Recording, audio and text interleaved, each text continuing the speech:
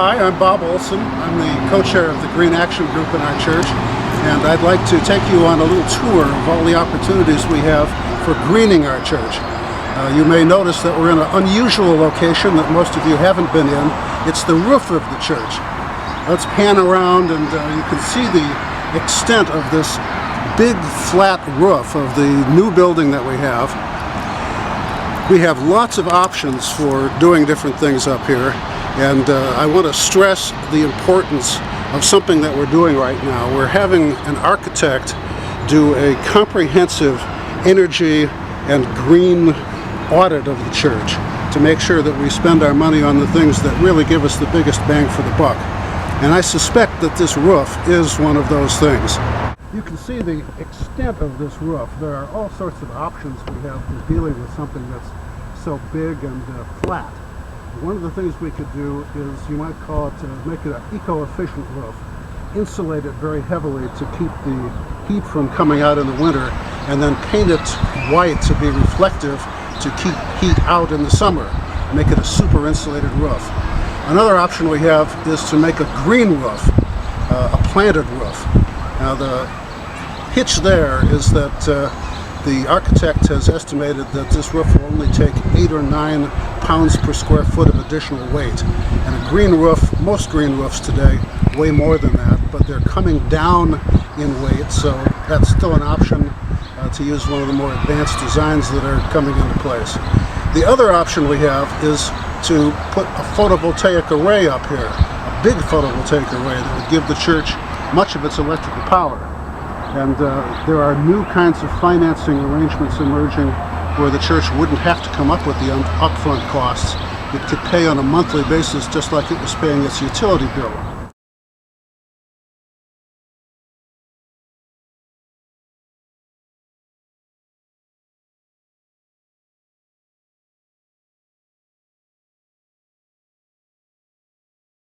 I'm going to show you how we access the roof. Just follow me down this ladder.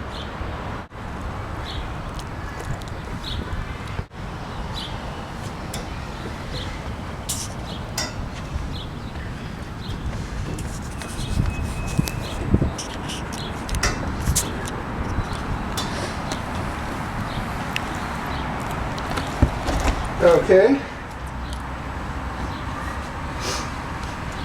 Okay, Bill, I agreed to do these videos, but not so sure about climbing this ladder and videotaping the trip down. Okay, so we have come down the ladder, and you want to tell us a little bit about how we actually access the roof, Bob? Well, this is through the men's room, which you can see in the background there. I know that's probably sexist, but that's where it is. Now we're going to go to another part of the church that most people haven't been in, the furnace room.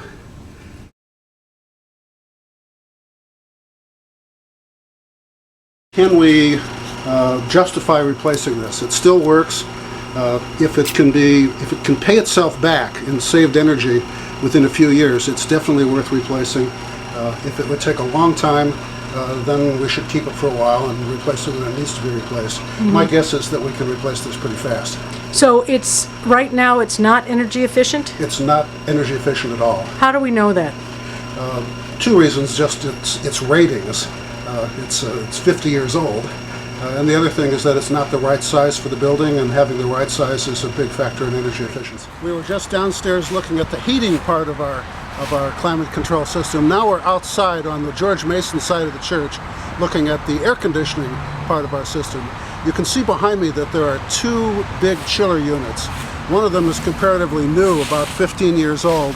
The other one, the one in the distance, goes back to the early 1970s. Again, it's like the boiler, it's just really energy efficient by modern standards, and replacing that might well be one of the biggest energy saving things we could do. We've just been looking at the air conditioning and the heating system, and unfortunately in our church we're doing a lot of heating and air conditioning the outside, and one of the biggest sinners there is our windows. And the worst of all is the windows in the sanctuary. These older windows are just single pane, and there's actually leaking that's occurring around some of their edges, so they're very inefficient. What we need to do is replace them with thermopane windows that are double layered and gas filled. It's an inert gas, it's perfectly safe. And the other thing we want to do is replicate the design absolutely as much as possible, because after all, it was an award-winning design.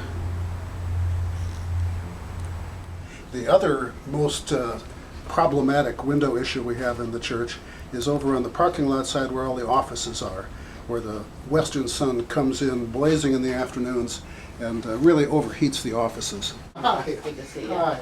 I understand things get hot in here in the summer. How bad does it get? Oh, it gets really hot in here. I have a fan, and I usually have to wear really light clothes because once the sun starts hitting it, it just heats it up like I'm in a tin can. And it's cold in the winter too. You know, it's the same thing. Yeah. It's not insulated from the outside. But in Great. the summer, it solar heats.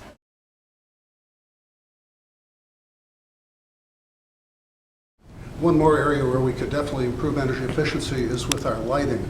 We've already done a lot. We've replaced all the old light bulbs with compact fluorescents, but there are now many parts of the building where the lighting just isn't as flexible as we'd like. You know, the choir can't see their music that well. You'd like to be able to illuminate more flexibly for different kinds of events. And wherever we choose to do that sort of thing, we can use the most energy efficient lighting available. In some cases, we can even use LED lighting that's starting to get cheaper.